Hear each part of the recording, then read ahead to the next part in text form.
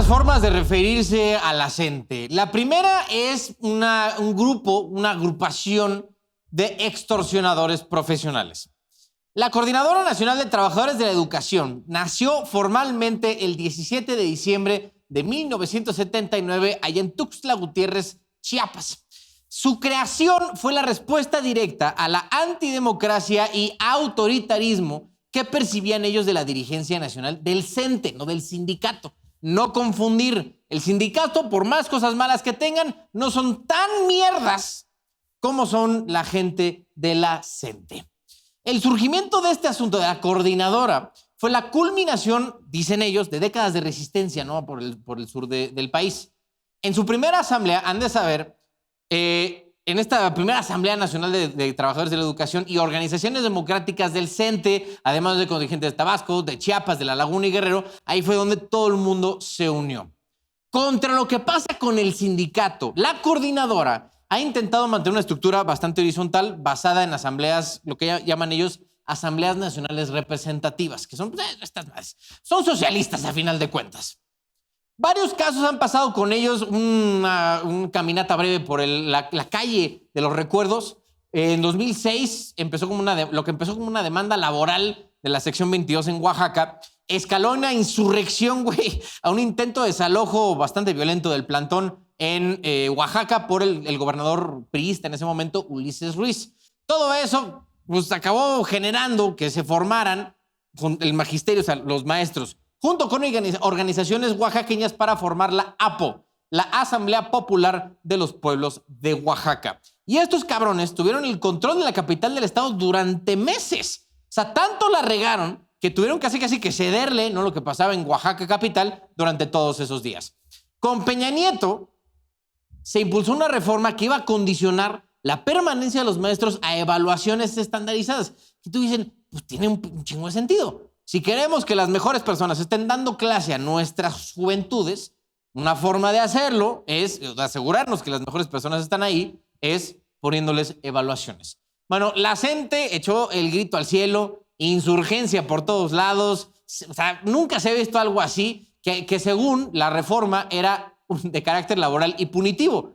Y pues sí, si haces mal tu chamba, te castigan. ¿O no? ¿La cagas? Manotazo. ¿La vuelves a cagar? Vas para la calle. Fin. La CENTE dice que se ignoraron condiciones de desigualdad extrema en zonas rurales del país, que bueno, pudieron haberse ajustado ciertas cosas, pero estos cabrones estaban diciendo, a mí nadie me va a andar diciendo si soy bueno para dar clases o no. Ya tengo mi plaza, me la heredaron o la compré. Pues no chingues. Durante todo este periodo hubo momentos de alta tensión entre el gobierno federal y la CENTE, pero han de saber que estaba bajo control. Fue hasta el ciclo electoral del 2018 donde Andrés Manuel López Obrador revivió a la CENTE prometiéndoles deshacerse de la reforma educativa, cosa que le dieron, porque también en ese momento, y no hay que faltar a la memoria, PAN y PRI aprobaron esa chingadera de revocar la reforma educativa. O sea, también no nos quejemos de ese rollo si estamos viendo de dónde venimos. Y ahora la nueva es que la CENTE está extorsionando al gobierno mexicano, porque eso es lo que están haciendo, pidiéndoles que abroguen una ley que lleva más de 19 años en vigencia, por favor, y que les aumenten el 100% del sueldo. Y eso lo van a hacer bajo amenazas, a punta de plantones y diciéndoles, oye, o me cumples, cabrón, o olvídate de que ruede el balón, olvídate de tu mundial. Esto pasa, y que sirva de lección para todos, esto pasa cuando le das poder a un grupo que no tiene el menor escrúpulo en exprimirte y en extorsionarte si ven tantita oportunidad de ver que pueden conseguir lo que quieren. Pero bueno, bien dicen, cría cuervos y te sacarán los ojos. Vamos a la supermesa de esta semana. Bienvenidos a la supermesa de esta semana. Con nosotros este bello y hermoso día, Fernando Belauzarán, analista y vocero de Somos México, que andan ahí en la tablilla, ¿no?, para volverse partido político, ¿no, Fernando? Pues nosotros ya saltamos la valla. Cumplimos absolutamente todos los requisitos. De hecho hicimos más de 240 asambleas y afiliamos a más de 340,000 personas. y además cumplimos escrupulosamente la ley porque sabemos una cosa, no nos quieren. Sí, bueno. Entonces, eso es, además no oculta la víscera el régimen. Entonces, a nuestros dirigentes pues tenemos esa inquina, nos han lanzado esta inquina, entonces sabemos que no contamos con su gracia y por lo tanto fuimos mucho más cuidadosos y lo que debe hacer el INE y el Tribunal Electoral es cumplir su responsabilidad institucional, incluso su responsabilidad constitucional y reconocernos el registro. El tema es que vamos a ver qué pesa más, si esa responsabilidad constitucional o una posible hipotética instrucción de algún lado del sureste mexicano que le da por solidarizarse con dictadores y con dictaduras y etcétera, ¿no? Vamos a ver. También está con nosotros Rafael Calderón, ex diputado local del PAN y consejero también del mismo partido. ¿Cómo andas, Rafael? Muy bien, muchísimas gracias por la invitación. Saludos a ti y a tu auditorio, saludos. Encantado de estar contigo. Oye, a ver, vamos a empezar con el plan B electoral, porque yo no sé ustedes, ya evidentemente quiero pensar que ya lo leyeron, ¿no? Todo este rollo. Pero sí lo siento como muy blando, como muy descafeinado y casualmente ya los partidos, tanto, bueno, el Verde y el PT ya se sumaron, que yo ando escuchando ahorita de camino para acá, que andan otra vez poniendo como medio sus condiciones y cositas. Pero a ver, se puede, el asunto de lo que tiene aquí es la revocación de mandato, que puede ser en el tercer o cuarto año del mandato, o sea, el año que entra o el 28. Y lo que queda ahí, es que nos vamos uno por uno, es que ahora sí se puede promocionar. Que no sé ustedes, para mí francamente me da igual si la presidenta o presidente en turno pueda promocionar o no el ejercicio de la revocación. Pero yo quiero recordar unas cosas. Dos declaraciones de Vicente Fox, porque eso fue lo que plantearon en el Tribunal Electoral. Por dos declaraciones de Vicente Fox, López Obrador pidió la anulación de la elección en 2006. ¿Te acuerdas que decía, no hay que cambiar de caballo a mitad del río? Eso lo dijo dos veces y por eso pidieron la anulación y quiero decir que tuvo eco en el tribunal porque el tribunal amonestó a Vicente Fox por esas dos declaraciones. Bueno, en 2024 vimos a López Obrador como jefe de campaña de Claudia Sheinbaum, haciendo campaña todo el tiempo. Es más, le pegaba a la candidata opositora, presentó datos personales de la candidata opositora violando la ley, hizo muchísimo. No sé cuántas veces el Instituto Electoral acreditó lo que tenía sus fallas por romper la neutralidad que le marca la Constitución y le valió sorbete. Y hubo una elección de Estado, no solo por la participación del presidente, también de los programas sociales, etc. Pero al poner a Claudia Sheinbaum en la boleta, están institucionalizando elecciones de Estado. Porque estos cuates hacen trampa, no saben jugar limpio, no saben jugar con piso parejo. Y entonces tú acordarás que hace poco su Consejo Nacional tuvo una brillante idea, hacer lo que ya venían haciendo, pero acordaron con todo cinismo que van a elegir sus candidatos 8 meses antes de la fecha que tienen que hacerlo. Y dicen, pero está prohibido hacer campaña anticipada. Ya sé, llamémosles coordinadores y que como coordinadores hagan campaña y entonces, ya los hicimos tontos a todos. Eso lo llevan haciendo desde el 21, me parece. Sí, claro, por complicidad de las autoridades, porque eso es un delito electoral. Pero están sacando ventaja. A lo que voy es esto. Buscan hacer elecciones inequitativas. Y al poner a la presidenta ahí, pues tratan de decir, bueno, la presidenta tiene mayor popularidad que sus candidatos y quieren ponerlos a jugar. Nada más que sí, eso es una trampa más. Sí, es usar recursos públicos para favorecer a su partido y lo seguirán haciendo y además entregan programas sociales con un chalequito guinda que también debería estar, que también está prohibido, pero hacen proselitismo con eso. Bueno, pero les puede salir el tiro por la culata. Pregúntenle a Salomón Jara, que tuvo que hacer un fraude electoral descarado, porque incluso hay municipios donde hay más votos que votantes, más votos que electores en el padrón para poderlo salvar, porque el cuate quiso abrir brecha y decir, yo soy el laboratorio y lo pongo. Yo, en mi opinión, no lo han decidido, precisamente porque la presidenta correría un riesgo grave de desgaste si la ponen entre las patas de los caballos. Es más,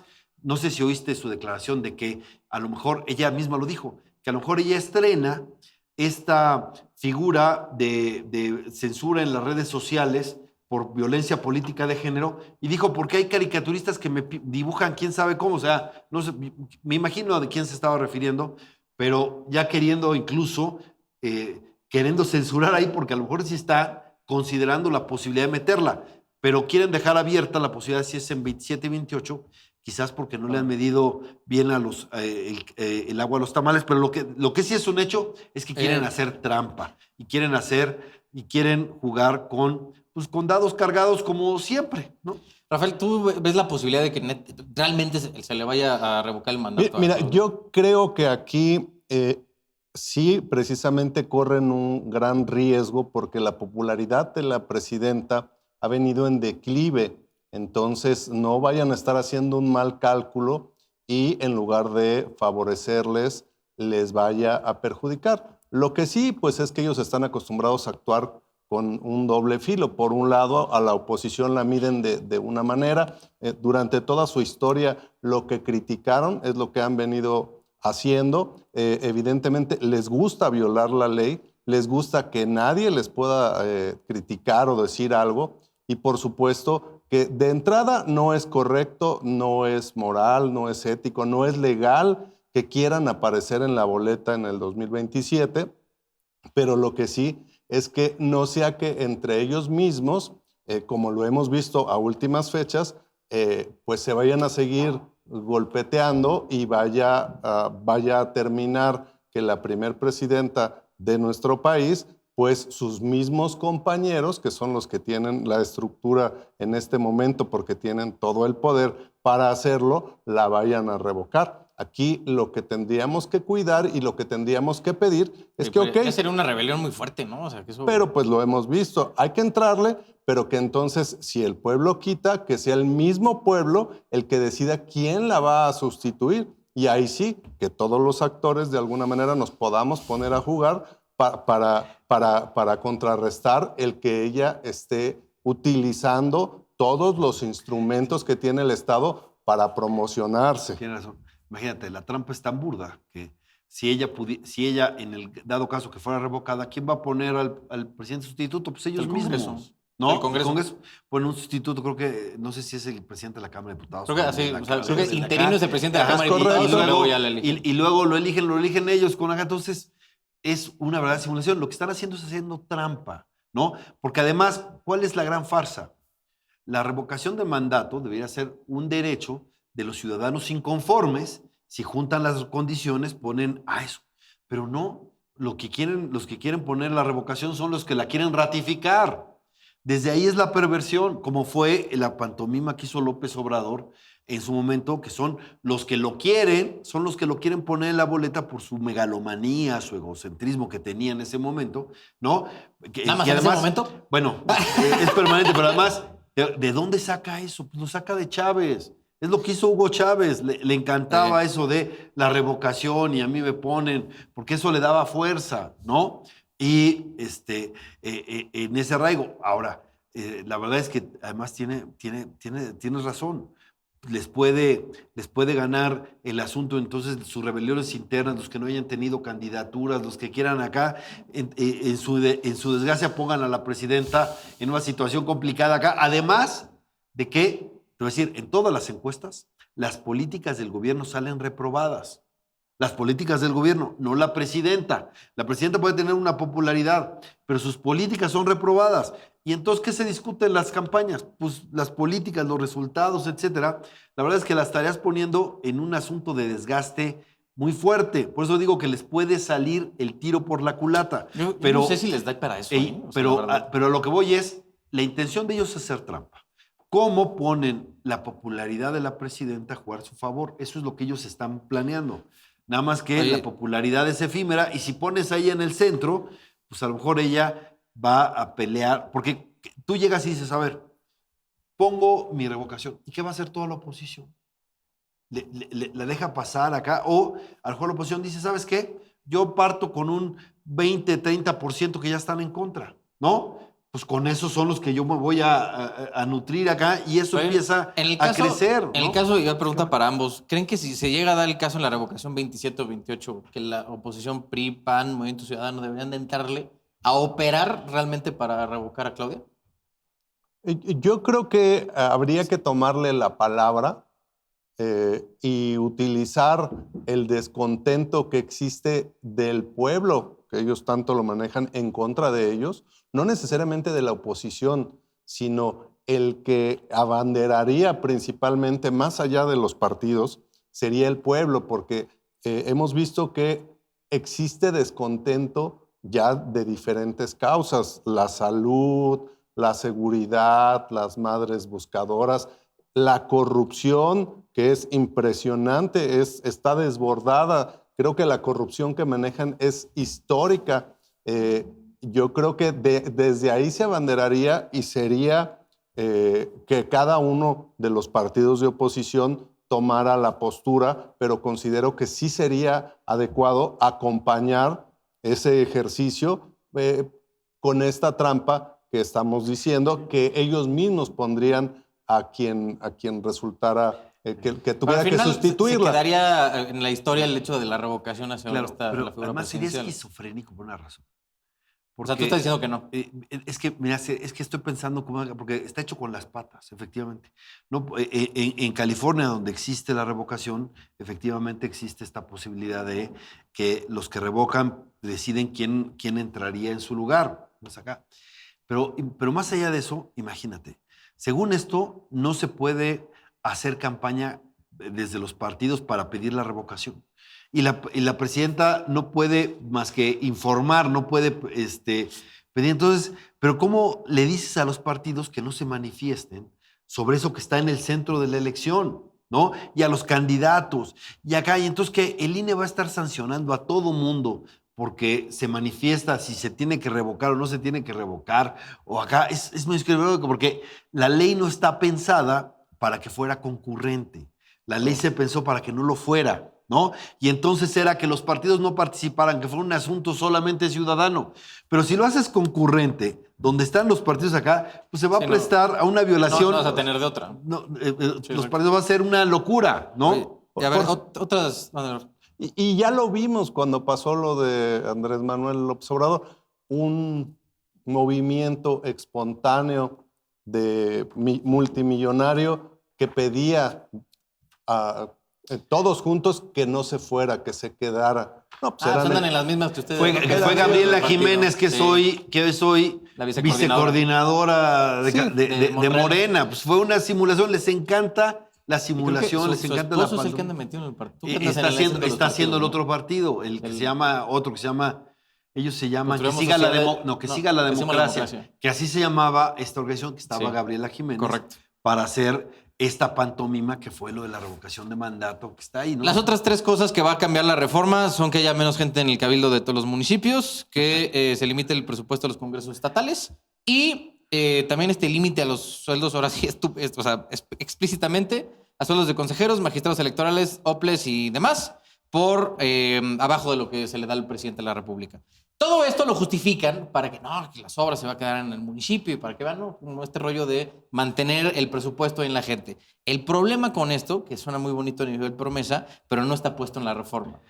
A mí lo que yo digo, suena muy bonito, prometer no empobrece, pero que se vea, pongámoslo en la reforma, pues. Es que ya no tienen dinero. Y entonces les ponen un caramelo. Eso desde el... Les ponen... pues es que son pésimos. ¿Y sabes qué es lo más cabrón? Digo, perdón que me robé el francés, pero ¿sabes qué es lo más cabrón? Siempre, todos los años, como que encuentran algo que es de... No, los fideicomisos, cóbrale a Coca-Cola, cóbrale a no sé quién. Son tan malos recaudados con nosotros. Nunca habíamos tenido tanto dinero en la hacienda pública. Nunca, ni de cerca. Y sin embargo, no tienen dinero, ¿no? Es porque no saben gastar. Y lo gastan todo. Y lo que quieren es tener una estructura de compra del voto impresionante, ¿no? Para que la gente no vote por los resultados de gobierno, sino vote por la ventaja que puedan tener en las transferencias. Esa es su apuesta, ahí están, ¿no? Y el país no está creciendo y están acá. Entonces, en eso están. Pero cometen varios errores. Uno, violan el municipio libre. ¿Por qué lo tiene que decidir el centro y no el municipio cuántos regidores tiene? No, están violando ahí la Constitución claramente y uno de los principios básicos, pero además lo hacen a lo güey. ¿Por qué a lo güey? Porque más de 15 solamente tienen, muy poquitos municipios tienen más de 15. Y menos de 7, más de 1000 municipios no tienen menos de 7, es decir, van a acabar habiendo más, sí, lo hicieron con las patas, ¿no? Y luego lo otro es para el gobernador es los congresos locales, que no digo que no pueda haber abuso acá, pero oigan, y yo sé que es un poco el caramelo para los gobernadores, etcétera, pero es el tremendo desprecio que le tienen al poder legislativo. Y claro, tú ves a estos diputados que deciden todo levantando la mano y en fast track las cosas más importantes del Estado y no les permiten ni cambiarle una coma y dices, bueno, tú estás en una beca, mano, ¿no? Pero el poder legislativo debiera tener un valor clave y fuerte, y lo que están acá es imponiéndole a la soberanía de los estados. Entonces ya ni tenemos ni municipio libre ni estados soberanos, un centralismo exacerbado, y además lo hacen, insisto, con las patas, ¿no? Pues sí, aquí nada más reiterar lo que dice Fer, que son poquitos los cabildos, los municipios que tienen más de 15, en este caso, integrantes. Sí, regidores, ¿no?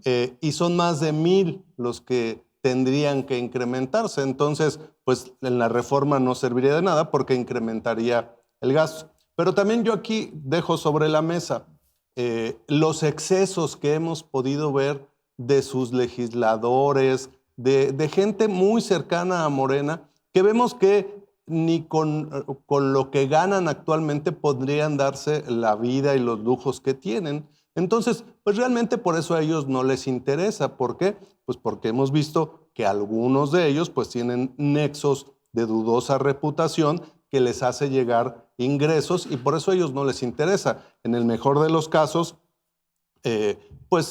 son ahorradores o son empresarios, pero hemos visto que tienen nexos con la delincuencia organizada o con evidentes actos de corrupción, lo que les hace pues tener vidas que no son acorde al servicio público. Oye, entonces, sea quien sea que ha hecho eso del mínimo 7, sí tiene que irse a la calle. Bueno, estamos de acuerdo. quitaron la paridad cuando lo entregaron. También. Claro. Es que es tan 4T, es el 90% lealtad, o sea, es decir, obediencia, 10% de capacidad. Lo de la lealtad y obediencia está acreditado, lo del 10% de capacidad yo también lo pongo en duda. Ese yo lo pondré en duda también. Sí. Claro, pero no solo es quien lo hace, porque sí, por supuesto, quien lo hace tiene mucha responsabilidad, pero también no sabemos a quién pusieron a hacerlo. Es quien lo revisa. No, eso pasó por varios pares de ojos. Y quién lo firma, y quién lo vuelve a revisar, y quién lo recibe antes de salir a los medios a comunicar que ya llegó. Sí, ¿Por sí. qué? Pues porque en el Congreso no hay una sola persona. ¿Poco no lo leyeron antes de salir a decir ya lo recibimos y hay que circularlo? La Consejería Jurídica, Presidencia. Claro, es que imagínate, la reforma electoral en lo oscurito, completamente, cuando es lo que tiene que involucrar a todos los actores. Es la primera reforma electoral que viene solo del partido en el poder, solo del gobierno. Bueno, primero, o sea, solo se dignan a negociar con sus aliados, ¿no? Viene del poder. ¿Y para qué viene el poder? Para beneficiar a los que están en el poder. Toda la historia de la transición en México eran las demandas opositoras que iba concediendo el oficialismo, de alguna manera, que estaba acá, diciendo, bueno, está bien, para que tengamos elecciones más parejas acá. Y te voy a decir, tuvo un éxito. La transición a la mexicana, por supuesto que tenía errores, tenía deficiencias. La corrupción nunca dejó de ser sistémica, aunque lo que estamos viendo ahora hace ver que lo anterior era juego de niños y eso que era tremenda. Había muchos errores, pero había una cosa que era clave. ¿Dónde veías el éxito? En que había más posibilidad a la alternancia que a la no alternancia. De repente, desde 2014 a todavía 2021, era más fácil o más probable que ganara el partido opositor al partido en el gobierno. Es decir, los ciudadanos castigaban efectivamente eso. Eso que se daba como alternancia, como un asunto de castigo ciudadano que empoderaba a los ciudadanos para castigar a los malos gobiernos, e incluso a unos no tan malos, pero que la gente era exigente, eso se acabó. Y entonces vemos el efecto que yo le llamo el efecto Avelina, o el síndrome Avelina, llámale. En Acapulco, la alcaldesa tiene 70% en contra en todas las mediciones. Y no quiere decir que el otro 30% la apoyara. Tenía como un 8% que decían yo estoy con ella y el otro no, le valía madre, estaba acá o en parte, pero el 70% era el repudio acá. Y arrasó en las elecciones, ¿no? ¿Qué pasó? Se acabó este punto de las alternancias. Ve el caso Morelos, Cuauhtémoc Blanco repudiado por Morelos. La candidata de Morena, perdón, no es que sea mala persona, pero no entusiasmaba a nadie. Es más, dejó de ir a los debates de lo... que era, la oposición tenía una buena candidata y ganaron. Veracruz, la candidata Rocío Nalera incluso estaba desarraigada. Cuitlahua García estuvo con unos escándalos tremendos y era pésimamente evaluado. Pepe Yunes es un candidato que no parecía priista, perdón que lo diga. Era un cuate que decente, Bueno, pero totalmente... Tenía el peso del apellido, güey, que no ayuda a nada. No, pero si tú lo hubieras visto en acción, sí concitó apoyo, sí daba esperanza acá. O sea, era un buen candidato opositor que concitó alianza. Frente a un gobierno saliente y una candidata que era sin tener arraigo acá, y de todas maneras te ganaban. Se cumplía lo que decía López Obrador en su ¿te acuerdas que decía en su anuncio? Y pones a un burro y a una vaca, y gana el burro y gana la vaca. ¿Te acuerdas que era su spot? Pues eso es el sistema que están haciendo, ¿no? De eso. Y esto que están haciendo con su plan B, quieren exacerbarlo, porque en ese momento lo que hizo López Obrador fue tirar la casa por la ventana. Teníamos la deuda histórica mexicana era de 10 billones de pesos. Lo duplicaron prácticamente estos. López Obrador en su último año, nomás 7 billones más en el último año. Tiró la casa por la ventana en la elección. Pues sí, eso más una cosa que no fue propiamente su mérito, pero fue el que lo aprovechó, y acá que fue el aumento al salario mínimo. Y digo por qué era su mérito, porque todos los cambios posibles para cambiar el salario mínimo se hicieron en el sexenio de Peña Nieto. A mí me tocó como diputado impulsar algunos acá. Pusimos las sumas, que era para desindexar, ¿no? El salario mínimo. Todo estaba, y a la mera hora a Peña Nieto le dio frío. Los tecnócratas le convencieron de que era un error elevar el salario mínimo. Entonces hizo todo para aumentar el salario mínimo, y cuando llegó, pinche tirititito, pues le puso la mesa puesta al otro. Ahora, nada más que hay una cosa. Dicen, bueno, él tuvo el mérito de ponerlo. Nada más que en las espaldas de quién se financia el aumento del salario mínimo. En las espaldas de los empresarios y de la productividad de los trabajadores, ¿no? Ellos son los que sostienen esto, que sí ayudó a que hubiera más dinero en los bolsillos, que saliera un sector de la pobreza acá, pero eso es engañoso. ¿Por qué es engañoso? Porque la salud está de la fregada, porque la educación está de la fregada, porque no hay crecimiento, y la primera responsabilidad del Estado debería ser darle seguridad a los ciudadanos, y tú dime si en eso han cumplido. Pues evidentemente no, entre otras cosas porque el Estado está invadido de quienes debieran combatir. Ya, se dijo todo ya ahorita. Oye, Rafa, ¿cómo ves ahí la aprobación? Pues sería ya casi está dada, ¿no? Pero es una reforma que, o sea, no siento ni siquiera que si de por sí el plan A estaba como muy blandito, ya parece que nomás le echas agua. Pues mira, ya hemos visto en los años anteriores que les da igual modificar, hacer reformas constitucionales, que leyes secundarias, e independientemente de que sean incorrectas o que sean inconstitucionales, ellos las pasan. Y más ahora, pues que tienen pues, prácticamente en este momento todos los poderes. Si ya el Verde y el PT dijeron que así va, pues así va a ir. Y nosotros, como oposición y junto con los ciudadanos, pues vamos a tener que ver la manera de salir a contrarrestar, de salir a luchar de frente y a defender, pues en este caso, los ideales de Acción Nacional, pero también a defender a los ciudadanos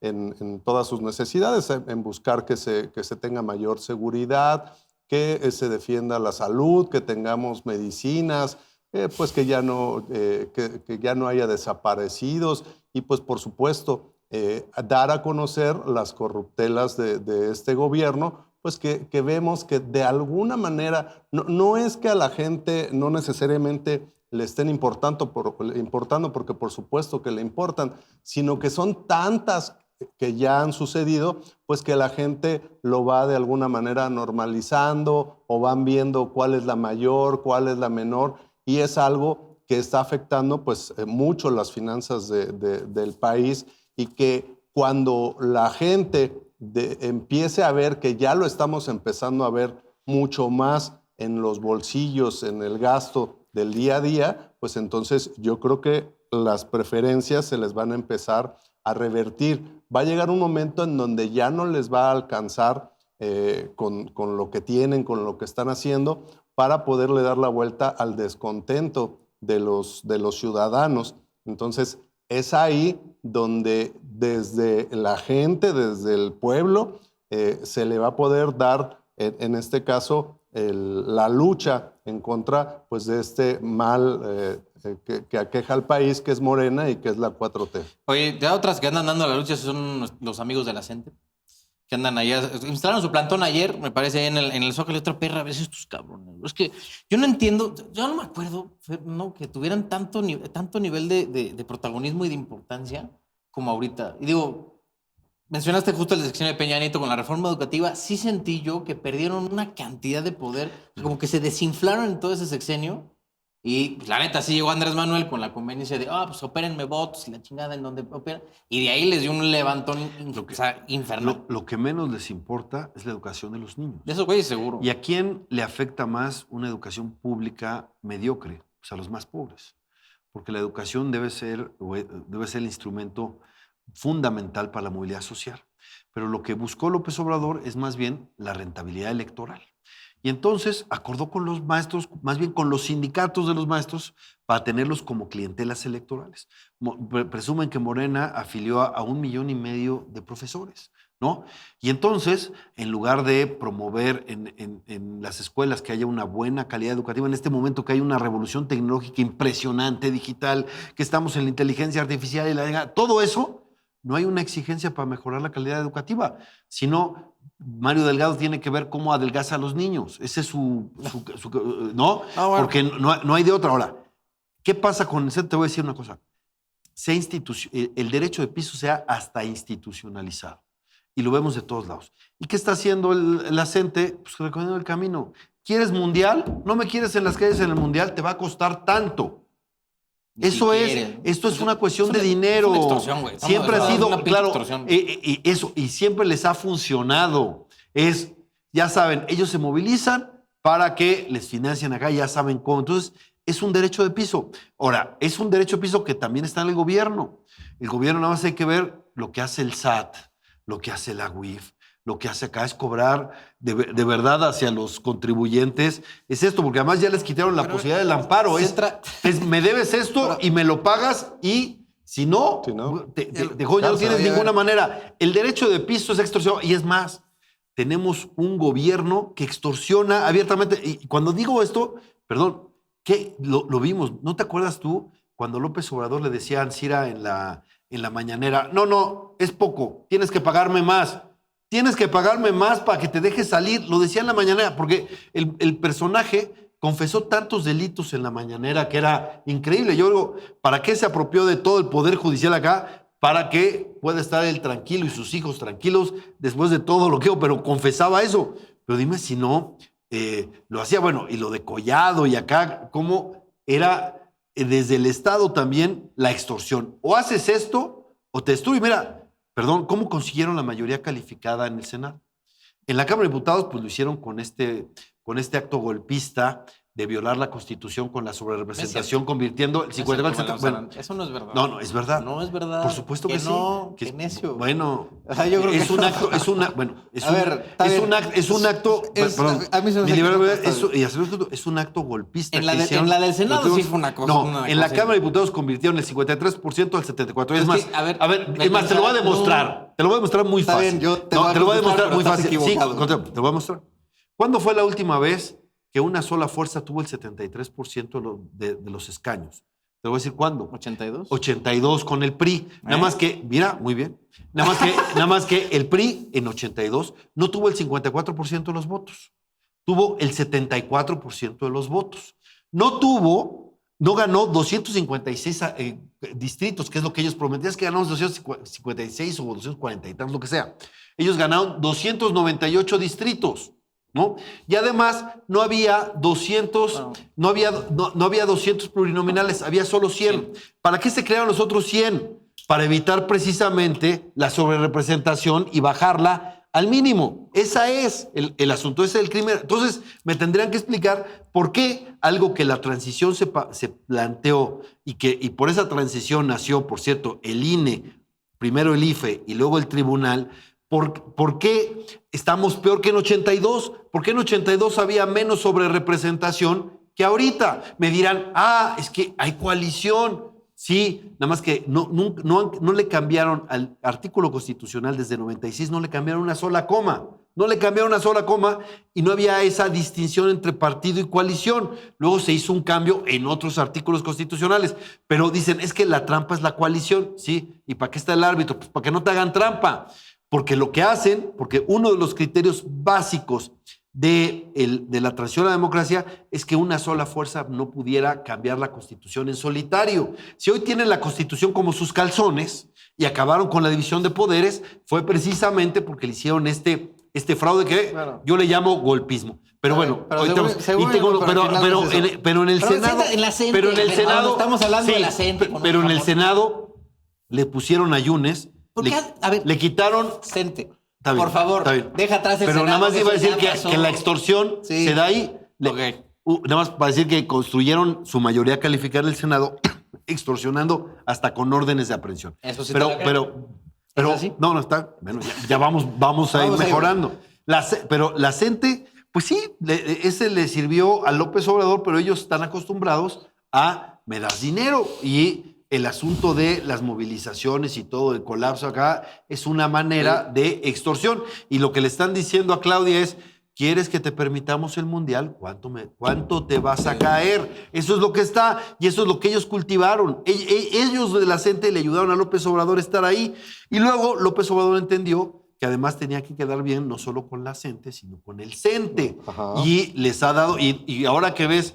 Cuando ves las fotos de Claudia Sheinbaum acá y la comparas con las de López Portillo en el Zócalo, parece casi igual, porque está el CENTE, está la CTM, está la CATEM, está acá, como eran los actos sí es muy triste de su parte, ¿no? Sí, claro. Yo aquí lo que te diría es que esto es algo que no es nuevo, es algo que está institucionalizado, en donde de tiempo atrás y sobre todo con cercanía hacia la aprobación de los presupuestos, tanto federales como locales en los estados, pues se movilizaban los grupos de interés para pedir que se les tomara en cuenta tanto en las políticas públicas como en la asignación del presupuesto. Y pues lo que se sabe es que incluso en algunas ocasiones pues eran patrocinados hasta por los propios gobernadores de sus estados para que pudieran venir a la ciudad. Les patrocinaban los camiones, les daban lo que eran las carpas, dinero para que se pudieran movilizar. Y yo creo que aquí tendríamos que tener un poquito, solo un poquito de desconfianza para ver si no pudieran existir razones ocultas para la movilización del CENTE. Porque cuando a veces uno, pues como que pudieran también estar un poquito manejados, como a veces ha sucedido, por el propio gobierno, para otros fines, para desviar la atención hacia otro lugar. Ya ha pasado. No me suena. Bueno, lo usaron con lo de Manso, ¿te acordarás? Y eso fue el pretexto que usaron en la CENTE para poder poner toda la muralla. Luego mandaron el bloque negro, que obviamente está sostenido por el gobierno. Y luego, tú te acordarás que la CENTE fue usada contra la Marea Rosa, ¿no? Y quisieron quitarle el evento a Xóchitl en el Zócalo y que a la mitad. Lo que no contaban es que la Marea Rosa les pasó por encima, ¿no? O sea, en ese momento lo tuvieron que dar porque habían puesto sus vallas y la violencia. Llegó tanta cantidad de gente que los barrió. Pero los usa el gobierno, claro que sí. Yo te puedo decir que incluso esto es hasta una industria. No tendría yo no tendría yo elementos en este momento de prueba para decírtelo, pero es bien sabido que si tú necesitas hacer una manifestación de cierto nivel, pues te tienes que acercar a ciertos de estos grupos, pues les pagas cierta cantidad pues para que te ayuden a generar alguna movilización. Yo no sé si Brugada y Sheinbaum sepan o entiendan a quiénes empoderaron. Porque estos carnales, te juro, son capaces de hacer un desmadre el 11 de junio, que es el día de la inauguración del Mundial. Y ya los quiero ver moviendo un ápice o siendo menos pusilánimes No, para meter un tantito orden. mi intuición te va a decir que se van a poner de acuerdo antes porque les van a Seguro. pagar. Pues sí, Les van a pues pagar. que- ¿Y cómo les van a pagar? Por debajo de la mesa, como siempre. ¿No? Este gobierno, mira, si todo lo que pudimos avanzar, porque el gobierno de Peña Nieto era muy corrupto, pero había una ventaja. Tenían conciencia de la corrupción. Había conciencia nacional de la corrupción. ¿Y por qué Sí. esa ventaja? Porque avanzamos en la agenda anticorrupción. Sacamos el Sistema Nacional de Transparencia. El de Sacamos transparencia, sacamos el anticorrupción no sirvió para nada. ¿Por qué no sirvió para nada? Porque todo el instrumental que se hizo, llegó López Obrador y lo aplastó. Digo porque me tocó a mí dictaminar todo lo que esto, trabajar con la red de rendición de cuentas, que era Mauricio Merino, en ese momento lo dirigía, en una cantidad de asociaciones civiles que hicieron el sistema. El sistema tenía que trabajar, era un sistema bien pensado institucionalmente, pero pues, partía de un México que ya no existe. ¿Por qué partía de un México que ya no existe? Porque el Sistema Nacional Anticorrupción se fortalecía con los contrapesos. Los contrapesos eran claves para el Sistema Nacional de Anticorrupción y necesitabas una fiscalía autónoma y trabajadora. Y tú dime si encontramos esa fiscalía autónoma y profesional con Ernestina. El Tribunal de Justicia Administrativa tenía que ser un tribunal muy fuerte, con muchos dientes, autónomo, y dime si lo encuentras. Y ponen al Contralor, ¿no? Al Contralor ponen al hijo del secretario particular de la presidenta. Perdón, o sea, ¿no? Y eso serán las bases del sistema acá. Y la otra era la función pública, que ahora le llaman anticorrupción, Raquel Buenrostro. No, o sea, perdón, así no se combate la corrupción. Todos los incentivos de la corrupción han crecido. ¿Cuáles son? Hay mayor discrecionalidad, hay mayor opacidad, ¿no? En un momento cuando todavía existía el INAI, ¿no? López Obrador le entregaba todo al ejército, ¿no? Para decir que era obra de seguridad nacional y entonces con eso ya no daba nada de información. Bueno, ahora ya ni INAI es y ahora hay que pedirle la información ¿a quién? A Raquel Buenrostro, ¿no? Hasta risa, cabrón, ¿no? O sea, es mucho más opaco, mucho más discrecional y no hay controles. Lo único que hizo López Obrador para combatir la corrupción es agitar un pañuelito blanco mientras sus hijitos hacían negocio por todos lados, ¿no? Así, mira. ¿No? Y se acabó la corrupción mientras el huachicol fiscal lo hacían desde las esferas más altas del poder. Y te digo, tiene 2 récords López Obrador que se venció a sí mismo. El mayor fraude, el mayor desfalco hasta el huachicol fiscal era Segalmex. 15,000 millones de pesos. Huachicol fiscal son 600,000 millones de pesos solo por IEPS. ¿Y por qué está científicamente comprobado que es eso? Porque en Texas tienen que decir cuánto combustible, cuánta gasolina refinaron para exportarla a México. Y México tiene que informar, y esto está verificado internacionalmente, cuánta gasolina importa.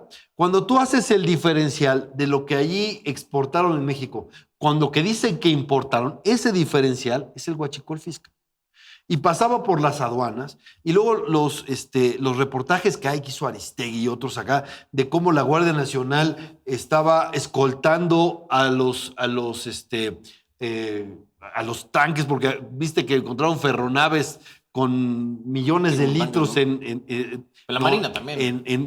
Entraban por la Tamaulipas. Marina, entraban por Tamaulipas acá, que por cierto, hay un escándalo que no está comprobado, porque el SAT ya reconoció que agarraron 20 millones de litros, pero lo que informaron fueron 10 millones de litros. ¿Dónde quedaron los otros 10? ¿No? Oye, O sea, Rafa, ¿no? aquí da... ¿Qué hacer con este asunto de la gente, hombre? Pues mira, yo aquí lo que te podría decir es que no van a estar en el Mundial, te lo firmo. ¿Por qué? Porque ya Sí, es pasado. un riesgo muy grande. No los van a dejar, les van a cumplir lo que ellos Sí. piden. ¿Y por qué se los van a cumplir? Porque si no fueran de ellos mismos, seguramente no se los cumplirán. Pero son de Morena, son de la 4T. Son de Les van casa. a cumplir lo que están pidiendo y el Mundial va a transcurrir con toda normalidad. A diferencia de que si fueran algún otro grupo de ciudadanos, Sí, sí. de madres buscadoras, pues ya los hubieran reprimido, los quitan, les cierta hacen... manera, de cierto color, va a ser ¿no? importante ahí por una cosa, ¿eh? Las madres buscadoras ya dijeron que van a estar ahí. La manera en cómo eso se evitaría es que Claudia Sheinbaum recibiera a las madres buscadoras. que para la primer presidenta con A mayúscula de México es lo mínimo que se esperaría que hiciera, pero lo va a hacer o no. Pero las madres buscadoras ya dijeron esto. Los del campo ya dijeron esto. Y estos amigos no bajan un gato del árbol. Entonces tienen un montón de problemas acá. Y sí, se pasan de vivos con Somos México y a pesar de que cumplimos los requisitos, nos los quieren negar por control político, pues el mundo sabrá, y creo que el mundo viene a México, el mundo sabrá que somos una dictadura, ¿no? Eso es pues, elemental, o sea, uno no puede hacer... Uno espera 4 años para que sea el Mundial, Fernando, por Dios. Bueno, pero una cosa, o sea, el fútbol se va a dar, sí. Pero de que si creen ellos, ¿no? Que pueden abusar y aplastar a todo mundo sin ninguna consecuencia acá, pues ya se verá. Mira, una cosa te voy a decir. Se puede ser lo suficientemente imaginativo para protestar en el Mundial sin afectar a los turistas, sin afectar acá. Podemos buscar muchas cosas, pero lo que no nos pueden pedir es que pisoteen a la voluntad ciudadana, y que no se sepa, ¿no? ¿No? Claro. Eso es... ellos tendrán que verlo. Yo sé que en el autoritarismo de estos cuates es me vale. Nada más que los problemas crecen. Y sí creo que hay un cambio en el humor social. ¿Dónde vi el cambio en el humor social? Lo de Manso. No fue, sinceramente, me caen muy bien los de la generación Z, pero esa gran manifestación no fue porque lo convocaran ellos, fue porque se juntó con el asunto de la indignación por la muerte, el asesinato de Manso, y eso encontró una vía de escape, y estos enloquecieron porque vieron la cantidad de manifestación, hicieron todo para sabotear la manifestación. Pero luego, viste lo del refugio franciscano, cómo la gente también frente a un abuso con los perros, ¿no? Acá, eso creció y se hizo viral y agarró una fuerza que tuviste semanas a Clara Brugada diciendo que ella era animalista, que le creyeran, que etcétera, que no era Cruella Brugada, como le habían dicho, y acá, todo eso que estaba, ¿no? Entonces, hay cambios. Si tú ves, el pueblo mexicano es muy aguantado, pero llega un momento en que eso... Bueno, entonces, por eso también que le vida la revocación del mandato, hay un cambio de humor social, se siente, está, y en México no está creciendo, los problemas están mal, la gente no se siente más segura por más que maquillen las cifras. Tienen que tener un poquito de sentido. Yo sé que ellos creen que todo se arregla con propaganda, pero llega un momento en que la realidad alcanza la propaganda. Otra parte de la realidad fue el rey Felipe VI, que ahora como que dio un discurso ahí, una exposición de mujeres indígenas allá en España, en Madrid. Y fue la primera vez como que abrió la puerta, porque antes era muy así, no vamos a admitir nada en la conquista, la chingada. Como que dijo así, bueno, pues que sí hubo mucho abuso durante la conquista. Que es que, pues sí, güey, fue hace 500 años, digo. Y él, con la misma frase, dice que no, pero tampoco hay que caer en un exceso de presentismo moral, que es como juzgar con los estándares éticos que tenemos hoy, algo que pasó hace 500 años, que yo creo que eso es algo bastante sensato. Rafa, estamos viendo así, estamos en la antesala de una disculpa de parte de la corona Pues española. Mira, yo te diría que eso siempre ha sido una bandera que han intentado manejar Andrés Manuel y en este caso Claudia Sheinbaum. Pues no sé, te haces bastante pendejo. Pero la verdad se me hace irrelevante porque pues la gran mayoría de los mexicanos pues tenemos la mezcolanza pues de las dos culturas, sí, de mexicanos, españoles, y pues más mezcolanzas incluso, entonces ya es algo... Aunque seas indígena al 100%, pues... Sí, o sea, ya es algo que no tiene nada que ver con tu generación, ni con la anterior, ni con la... Entonces, esto es algo que incluso ellos pues deberían de ser los que menos pues les deban de estar metidos en estos temas, sobre todo, ¿por qué? Porque siempre se precian de que cuidan o protegen mucho al pueblo, pero eso no es cierto y lo hemos comentado aquí a lo largo del programa, pues con las madres buscadoras, con las personas enfermas con cáncer, con la falta de medicamentos, con todos los desaparecidos. O sea, realmente por ahí deberían de empezar los primeros que deberían de ofrecer una disculpa al pueblo mexicano son Morena y la 4T. Sí, mira, claro, y además te voy a decir, el populismo jala los hilos más oscuros, el del resentimiento, tremendo. Genera Pero odio ¿no y se te hace polarización. cabrón que 500 años después personas que sigan Pues, esa... No, bueno, es que eso se ha cultivado, eso está ahí, ese resentimiento está ahí cultivado. Es injusto, pues claro, mira, yo te diría, si hay, una deuda con los pueblos indígenas, pero de esa deuda, Pero eso es- 300, pero eso es diferente. sí, pero esa deuda, 300 años llevamos, de esa deuda, 200 años llevamos de México independiente. Esa deuda es nuestra. O sea, México se independizó en 1821, ¿no? Ya tenemos 2 siglos de México independiente. La deuda con los pueblos indígenas ya es nuestra. Ahora, que se cometieron abusos en la conquista, bueno, ¿en qué conquista no se han metido abusos? Incluyendo las conquistas que hacían los aztecas o los mexicas, ¿no? Y hacían sacrificios humanos. Y acá, y si uno dice, es que no juzgues con el pasado, lo que está, pues sí, igual, así era. Todo pueblo conquistador genera abusos y eso desgraciadamente no ha cambiado mucho. Los abusos del ejército ruso en Ucrania son terribles. Han llegado a secuestrar niños y llevádosselos a quién sabe dónde, a los niños de Ucrania. Es un criminal de guerra y se han cometido en otros lados que están, así son las guerras, son terribles, desalmadas y las conquistas han sido acá. Ahora, nosotros tenemos que reconciliarnos con nuestro pasado. Somos eso, yo estoy muy somos la grandeza indígena, sí, y también la grandeza de Occidente y lo que trajeron. Somos Sor Juana Inés de la Cruz también, y somos eso y tenemos que reconciliarnos. Somos mestizos, ¿no?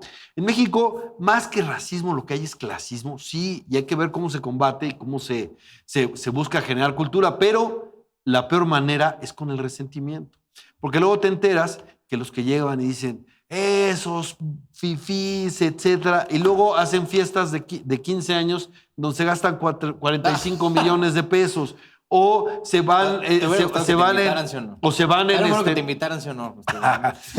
bueno, me han tomado unos tragos ahí, ¿no? hasta sin invitación, porque uno es de la escuela de Chava Flores, ¿no? Y se mete a la fiesta, pero acá, ¿no? Y te das cuenta los lujos, excesos que tienen acá. Es pura demagogia, es demagogia, ¿no? Y además, pues la verdad es que nos entendemos español, y perdón, López Obrador es nieto de españoles, ¿no? Y no le digo que no, pues hay que separar, pero hay que entender, sí, pasaron cosas feas, sí, pasaron cosas feas, y Oye, de este lado acá, pero era parte de la época, sí, pero también hay grandeza, y también acá, y hay que sopesar las cosas. Por ejemplo, el mole poblano.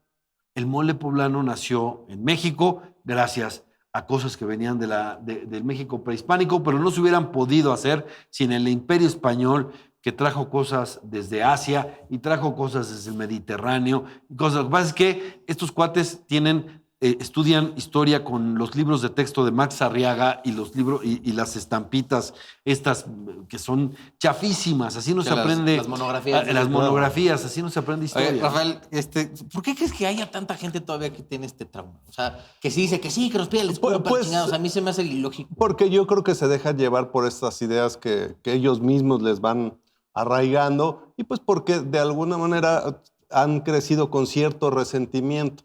Pero en el caso de Morena y de la 4T que siguen insistiendo en este tema, simplemente basta ver cómo les encanta o les encantaba pasearse, por ejemplo, por Estados Unidos. Ahora ya no pueden porque la gran mayoría ya no tienen visa.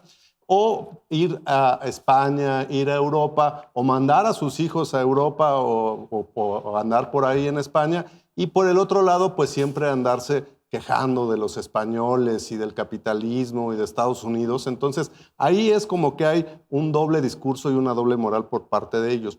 Yo sí creo que de alguna manera hay, de manera general, es este sentimiento que comentas, pero que si ya en el 1 a 1, como por ejemplo en esta mesa, tú le preguntas a quien sea, por ejemplo, en una comida familiar o de amigos de la secundaria, de la prepa, de la universidad, te van a decir que ellos les viene dando indistinto que se disculpen o que no se disculpen. La gente lo que necesita es saber... La vida no va a cambiar, güey. Que necesita saber qué va a ser la próxima quincena para sobrevivir, es que además, o el próximo mes. Te voy a decir una cosa, México no va a es que cambiar. la disculpa ya se dio además. Creo que fue en 1992 que vino el anterior rey, Juan Carlos, y en Oaxaca pidió disculpas, que era, o sea, ya es una cosa hecha, ya disculpa, nada más que López Obrador dice, no, tiene que ser conmigo y por mí, porque la historia, ya hubo estos, ya hubo estas cosas que a mí me parece que es eh, totalmente pueril, ¿no? Pero son pequeñas victorias políticas y cosas así hubo, ¿no? Y hay que aceptar lo que somos, ¿no? Eran las conquistas de los españoles eran tan más civilizadas que las conquistas de los mexicas con nosotros, quién sabe. La verdad es que los mexicas les gustaba inventar la guerra para traerse a quienes sacrificar, a los dioses, ¿no? Y el pozole, pues era con carne humana, ¿no? Pues eso es verdad. Eso tampoco, o sea, los sacrificios humanos que niega López Obrador en su libro están plenamente comprobados. La ciencia ya lo demostró. Hay muchísimas fuentes que están. Los más grandes promotores de la grandeza, sí, claro, ahí están. Y hay muchos. Los grandes antropólogos que han fomentado el amor por la grandeza prehispánica reconocen que había canibalismo. Aquí, pues, o sea, no te peleas con la historia, eso existía, ¿no? Quiero terminar este bello hermoso programa con dos notas a lo mejor muy puntuales. La primera es esta que decíamos, ya no me acuerdo si le dijimos al aire o no, pero de la donación que pidió Andrés Manuel hacia Cuba, que yo no entiendo cuál es la necesidad de mantener una relación tan como, no sé, tan cercana con Cuba. O sea, no la comprendo. O sea, no entiendo qué nos da Cuba tanto que querramos seguir como en esas. Porque hace poco estaba recordando pues, el Come Si Te Vas y que se le armó un pedo a Fox y todo eso. Y pues decías, puta, pero por Cuba, güey. No, mira. ¿Neta? Solamente, permíteme un paréntesis para que luego digan que soy acá. El canibalismo también se dio en culturas occidentales. Bueno. También está, ¿no? Grupos bárbaros acá, o sea, no es privativo de nuestras culturas. Nada acá, y nadie se pelea con la historia, pues eso pasó. Lo que existe, existe. O más bien lo que pasó, pasó. ¿Cuál es el problema? En esto, soy yo tan joven mira, que no yo te lo voy a decir, a ver, Cuba, yo te voy a decir, no, a ver, pregunta es, ¿qué le debe López Obrador a las dictaduras bolivarianas? Además, hay antecedentes donde él dice que siempre estuvo fascinado por la Revolución Cubana. Aquí llegó a compararlo con Numancia, ¿no? Y está ahí, pero bueno, incluso habló Díaz-Canel en un 16 de septiembre, en un desfile militar. ¿Qué tiene que ver? Yo te voy a decir, López Obrador aceptaba para sus campañas de donde viniera. Y obviamente gobiernos establecidos que estaban de esa parte, que en ese momento era Cuba, Venezuela, Nicaragua, Bolivia, etcétera, pues todo el apoyo que estaba, y López Obrador sí hizo explícito su apoyo internacional a ese eje. Te acordarás el escándalo apoyando a Pedro Castillo cuando quiso dar el golpe de Estado, quiso dar un fujimorazo Pedro Castillo, desapareciendo al Congreso para tener el control, y López Obrador lo agarró porque él se sintió de esa corriente ideológica. Pero yo creo que el tema es que... Bueno, pero ¿por qué Cuba? Es que no entiendo cuál... O sea, ¿qué le da Cuba a México? La pregunta que neta... O sea, porque ni siquiera... Te lo planteo porque viene de la sensibilidad... ¿Qué tiene que hacer para que López Obrador le pague a Cuba? Pues con estos que son pues, esclavos modernos, que son los médicos, que así los ve... Que no todos son médicos, algunos son del servicio secreto cubano y cosas así que sirven para la estabilidad acá, porque Cuba ya dice... para mi sobrevivencia, y esta es mi área de influencia. Y México está entre sus principales defensores. Y cuando dice es que la no intervención, etcétera, es absolutamente falso, porque la Constitución también dice que hay que ver por los derechos humanos. Decían que no hay presos políticos, pero hay 52. Ahora, déjame te digo algo personal. Yo llegué a creer en momentos de mi vida en el romanticismo de la Revolución Cubana. Y escuchabas la trova y veías al Che Guevara. Lo venden mucho, y te ponías acá. Era la época acá, ¿no? Pero llega un momento que te das cuenta y te dices, a ver, el pueblo cubano es el oprimido. Y hay una dictadura que no le permite decidir nada. No, dice, es que, lo dijo ya Claudia Sheinbaum, es que el gobierno cubano representa al pueblo. ¿Cuándo le ha preguntado? Hay votaciones, esos que dicen que por qué hay votaciones hay democracia, pero hay un solo partido. y hay candidatos únicos, ¿no? Entonces, ¿te acuerdas de Ibargüengoitia? Bueno, tú estás muy chavo, pero Ibargüengoitia llegaba y decía, cuando López Portillo era el candidato único, bueno, yo en ese momento era muy niño, pero... En 76, ¿no? Sí, pero era acá, decía, uy, qué nervios, ¿quién habrá ganado? ¿Quién va a ganar? Y vienen acá burlándose un poco de las elecciones. De cualquier manera, aunque no fuera el candidato único López Portillo, pues no había ningún tipo de incertidumbre sobre quién iba a ganar. Y acá, o sea, así es. Hasta Cedillo chances. Hay una sola televisora, hay una sola prensa. Sí. Lo único que sí es que se exhiben. Cuando ellos dicen, el pueblo es ese gobierno que está acá, y vemos luego hacia dónde nos llevan, ya sin división de poderes, ya sin contrapesos, ya que jugando con cartas marcadas, agandallándose a los árbitros electorales y todo eso, pues sí, nos llevan hacia allá. Por lo menos cada vez estamos más cerca de Venezuela. Sí, antes parecía y decían, se burlaban, ja. Y acá, y tú ponte a ver cómo paso a paso nos hemos ido acercando hacia un modelo autoritario como ellos. Yo aquí lo que la infatuación. Yo aquí lo que te podría decir es que evidentemente este dinero no llega al pueblo de Cuba. Sí. Ya hay cubanos que están en redes sociales y pues ellos no se tratan de comunicar o se comunican como pueden y a ellos no le llegan estas ayudas, llegan al régimen, que pues al final pues sí es una dictadura. ¿Cuál es el problema que se ha mencionado y que sí es verdadero? Que Estados Unidos ya nombró a Cuba como un narcorrégimen y que si nosotros como país, no nosotros como personas, sino nuestro gobierno está promoviendo una donación, el dinero que le pudiera llegar al régimen cubano pudiera estar etiquetado dentro de lavado de dinero y aquellas personas que donen dinero pudieran verse involucradas en un delito, en algo penal.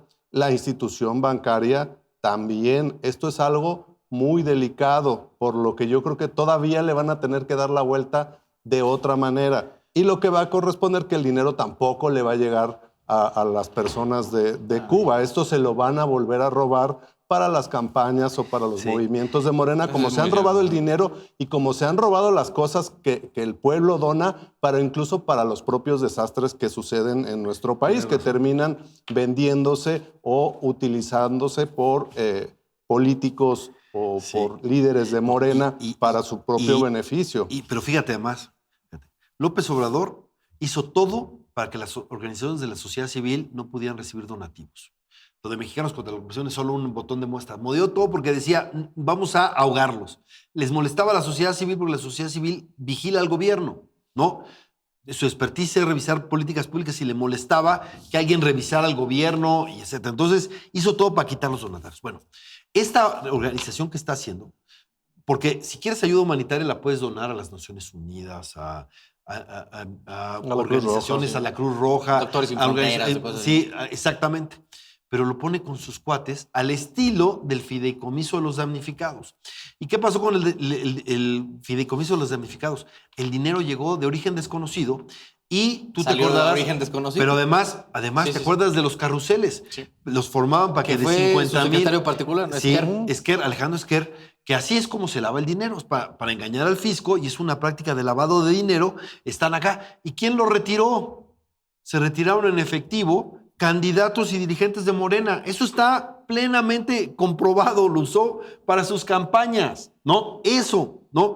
Y ahora repite la misma dosis, pero además hubo un influyentismo tremendo. ¿Por qué? Porque para que te acepten que una organización es donataria, es un trámite que en la práctica dura años y tiene un requisito. Tienes que haber tenido 6 meses antes de existir para solicitarlo. Esto se creó en dos semanas. Nació y en 2 semanas ya era donataria, violando su propia legislación y en contra de todo, en contra de la costumbre que dura años y además en contra de lo que hizo López Obrador, que era asfixiar a las organizaciones para que no reciban donativos. Entonces, sí, huele muy mal. Claro, yo aquí lo que te diría es que se tiene que abrir a la sociedad esta cuenta, se tiene que auditar. Sí, estás pidiendo demasiado. No va a pasar, se tiene que auditar.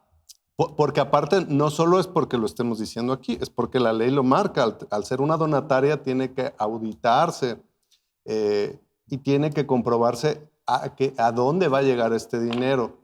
Pero bueno, yo creo que aquí es solo una bandera, es una manipulación más de este personaje de Andrés Manuel López Obrador y que pues la gente en lo general pues no creo que le haya gustado mucho ese desplante. Sí, a los políticos de Morena, pues sí, porque lo están utilizando para autopromoverse en la asignación de recursos, en donativos que ellos van a dar en busca de una candidatura, porque también cada uno de ellos está viendo quién aporta más para ver qué candidatura le van a dar. Guapos, ¿no? Y además, pero son impuestos que les van a perdonar, es decir, ellos van a deducir todo lo que entreguen ahí de acá. Entonces, es lo que, de todas maneras es la misma bolsa, ¿no? Pero van a quedar bien así acá. Pues. Pero sí huele muy mal, ¿no? Bueno. Fernando Lozarán, analista y vocero de Somos México. Gracias, junto con Rafael Calderón, exdiputado local del PAN y consejero nacional del mismo partido. Gracias a ambos por haber estado hoy en la Supermesa. Bienvenidos, acuérdense de suscribirse, dejar su like y compartirlo con todos sus seres queridos. Nos vemos la próxima semana.